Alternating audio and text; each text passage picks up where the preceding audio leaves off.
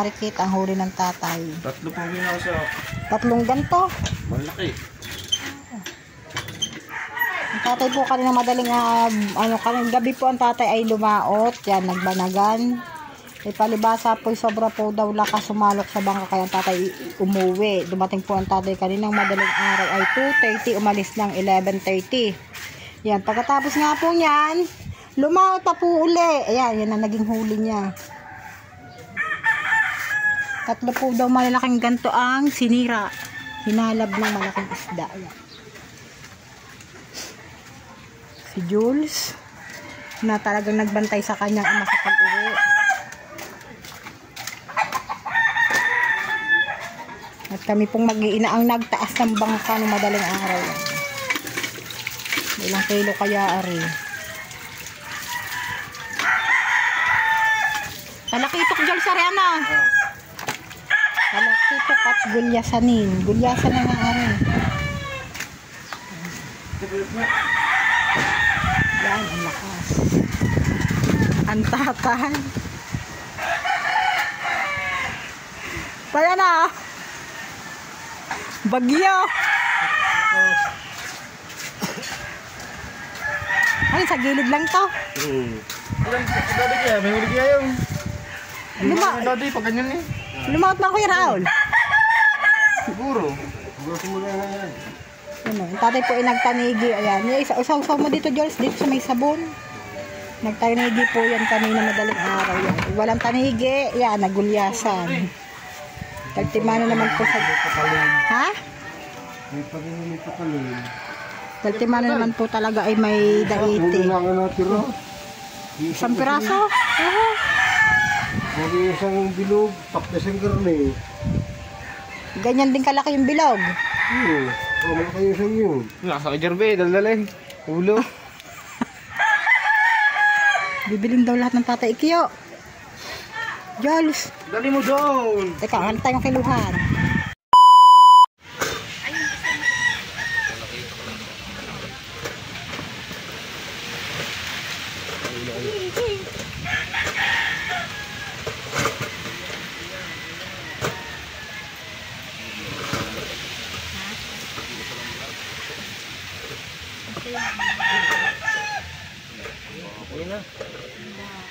Wala pong yelo. Pwede mo Halab pang isa. Dalawa.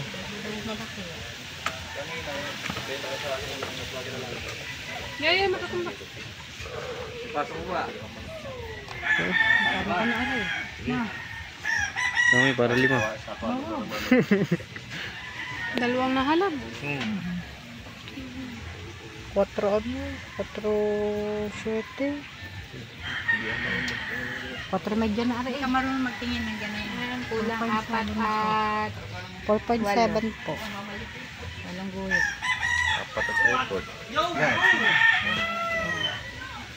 Magkano yan? Sa 250 pa. Ha? Ilang kilo ba? 4, 3/4 po.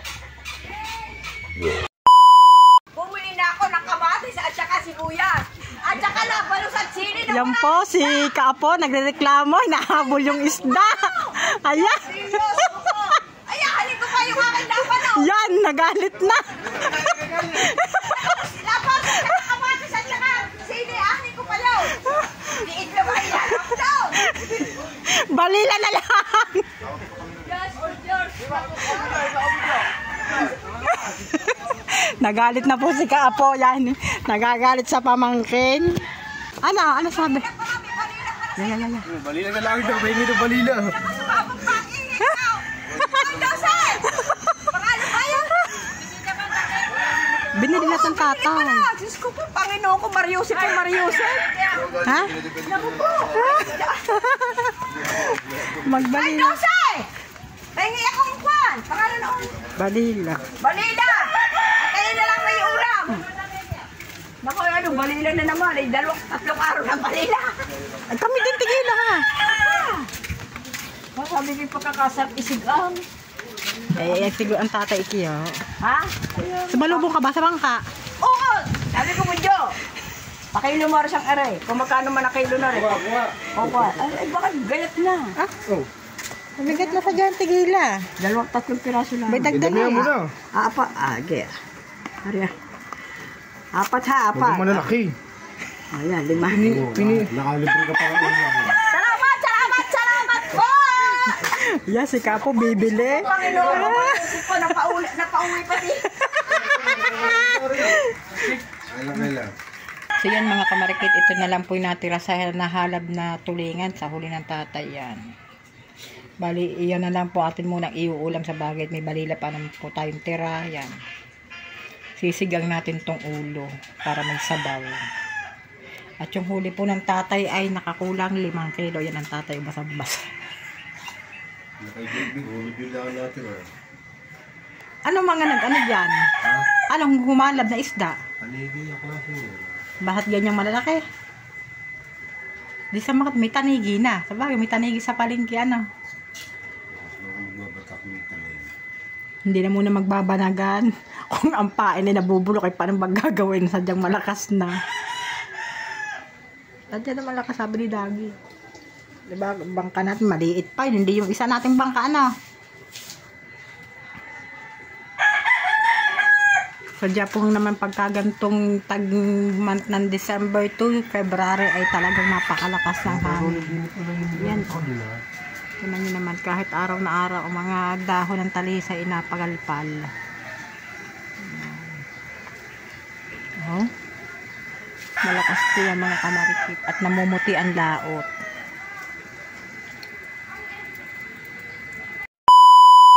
Ayan mga kamarikit, ang ulam natin ngayon, day off ni Najer. Wala po tayong makitang suso na kulay black. Igagatasan natin. Nagpaikot-ikot na kami ng tatay sa may isdaan. Wala kaming nakita. Yan. Yun po pala ay may araw ng pagtitinda. Yan. Sikad. Kanina po mga kamarikit, pagkakaputik po niyan, as in putik na ano po ng dagat. Yan, nilinis po natin sa may fishnet. Sa dagat po tayo naglinis. Parang nilalabhan ang style ko kanina sa tabi ng dagat, kaya hindi po siya na-vlog. Yan. Nakababad po siya mga kamarikit sa tubig dagat. Kitang-kita nyo naman po mga buhay na buhay, mga naggapang-gapang. Mamatis po natin dyan mga kamarikit ay pritong espada. Abang-abang na lang po kay mamaya pag kumain kami ng tanghalian.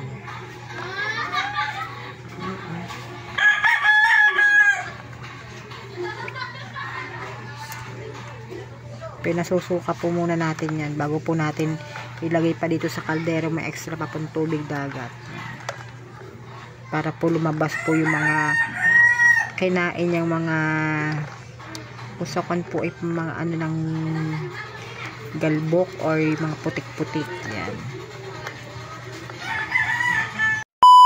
Marikit, yan.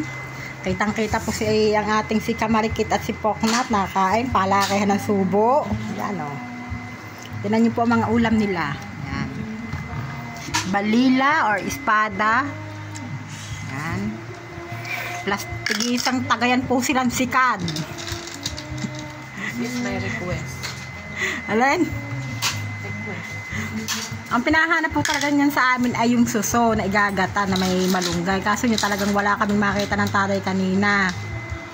Nagpaikot-ikot na po kami sa isdaan. Abot kami hanggang Gulayan, talaga pong wala. Yun po pala ay merong araw kung kailan magtitinda. Tapon po daw ay meron. Ay ngayon na may wala kung kailan Sabado yan. Ano na ba mga purgan na sa itlog tsaka sa hotdog sa trabaho? Lagi din ulam. Nasa kulaan dyan. Pag kayo naman dalawin nagkaingitan pa diyan ay tigisang tagayan yan. Ewan ko naman. Yan, paramihan ng kanin. Diet na po daw yan ha, diet. Oh? Oh? Dini po may nahirit pa din. May nahingi. Yan o, ang tatay. Yan. Idose. Ang aming pong ulam may balila tsaka ayan. Sikad. Yung mga balat po ng sikad dyan na inilalagay sa isa para hindi nagkalat sa lamesa. Ayan. Mga utlaw na po naman ang mga ano niya kasi nyo merong Meron siyang part na medyo may malalim kaya ginagamitan ng tatay ng toothpick. Minsan lang po naman namin maiulam ang ganyan dahil yan ay sa mga sikmura ay naibawal. Ayan. Kulang kami mga kamarikit. Ang dalawa ay namumukot. Yan. Oh. Gawa nga po ng tagbalila. Hindi tayo nakakalibre. 2 araw tayo mga kamarikit nakakalibre ng ulam maghapon.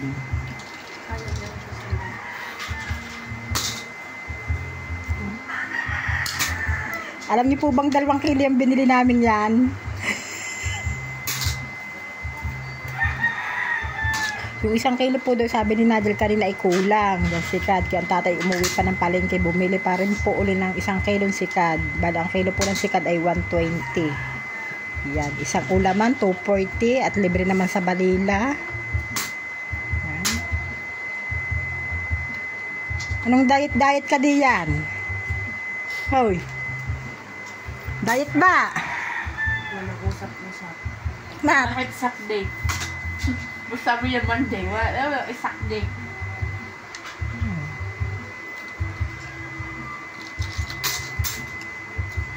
Talente ulit mga ulit yan, ano?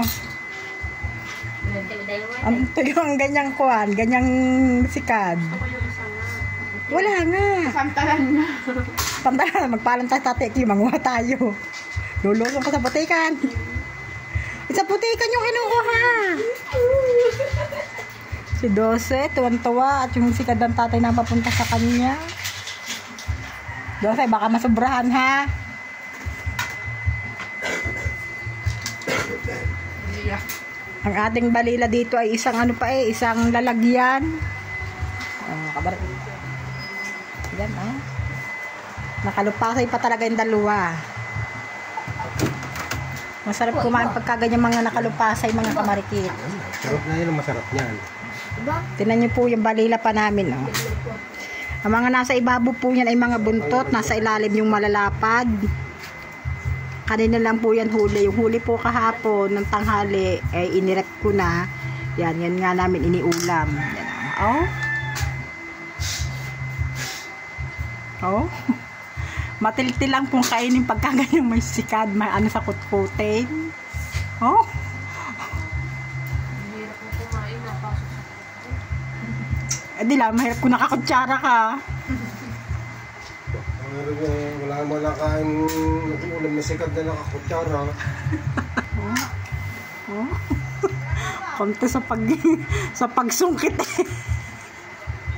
Kain na kayo guys. Hindi naman po kami nag-uulam lagi ng ganyan. Madalang kung sa isang taon, mga 2 beses hanggang 3 beses lang. Di ba ano?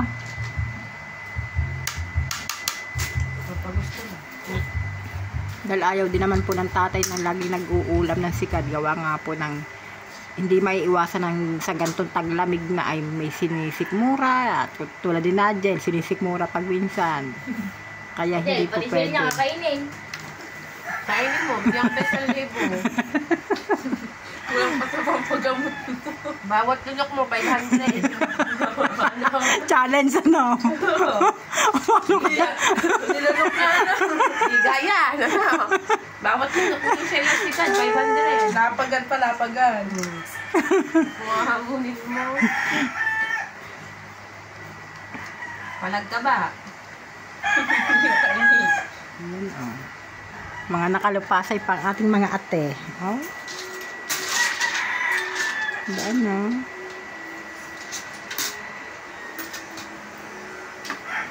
Wala nga naman aring balilang ari ating pang ibiklad. Ang lalaki pa kaya niyan. Kakaba? Hindi daw masarap sabi ng tatay pag biniklad na. Bubulis pa kayong 2. Depende. Ako bubulos pa. Wala na. Kaya ka nalapad eh. Oh?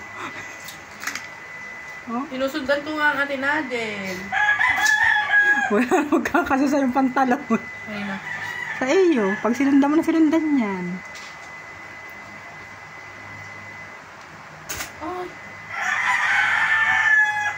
Yung unang bili, yung 1 kilo sa dagat ko nilagay sa sa fishnet. Kala mo ko naglalaba doon, sumakat ang aking ulo. Yung padalang bili din na sa bumba. Sayang, may makuha. Malalim yun. Nakailang babad pa ako dyan para yung mga kanya lumabas.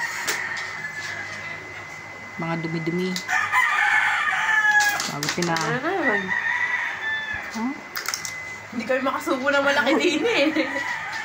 Nay! Kuray. Puklat! Patingin nga ba pag kinatawa, wala ka na nga bang mata?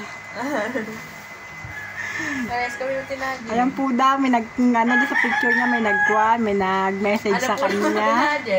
Wala na po daw mata kung may nakikita pa. Ano po nang atin?